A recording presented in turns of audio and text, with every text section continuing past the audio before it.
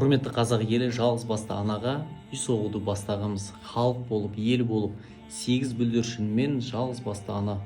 Қараңыздар, бізде алдыңғыда бірге тасқа 848.947 теңге фундаментке кеткен.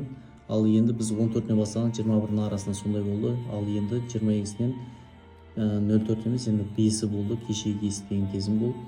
1.912.360 теңге жаратыптық біздің қордан. Бірақ біз 429 мен 229.500 теңге қарыз болып тұрмыз. Осыны қарыз барлығын қосқан кезде бізде қабырғасына черныйына дейін 2.570.860 теңге жараттық. Бірақ оның ішіне бағанағы мына екеуі қарыз болып тұрмыз қазірше.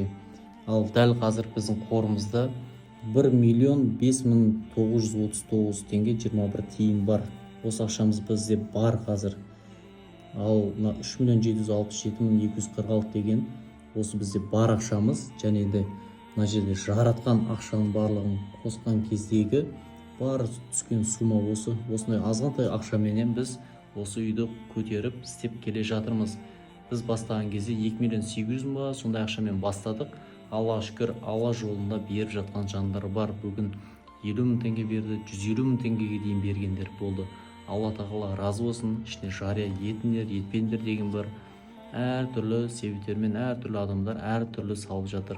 Сіздер де үлескер бола аласыздар. Жалғыз басты ананың 8 бүлдіршін бар. Біз өзіміз 4 бала шағаны бағуға қиналып жатамыз. Ал ол жалғыз басты анада 8 бүлдіршін бар.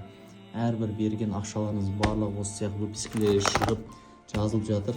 Егер де қандай да күмән болатын болса, хабарласыңыздар. Сөйлестіре аламын жалғыз басты анамен. Үйді көрсете аламын.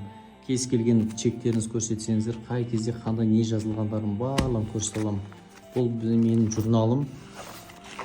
Мына жерде сразу көрсете салайын сіздерге. 7-6-2024 жылдан бастап жазылып келе жатыр. Осы 2 жылдың ішінде 5-ші отбасыны үйлі құлайын деп жатырмыз.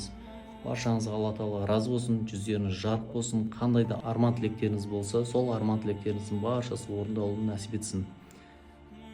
Алла разы болсын сіздерге.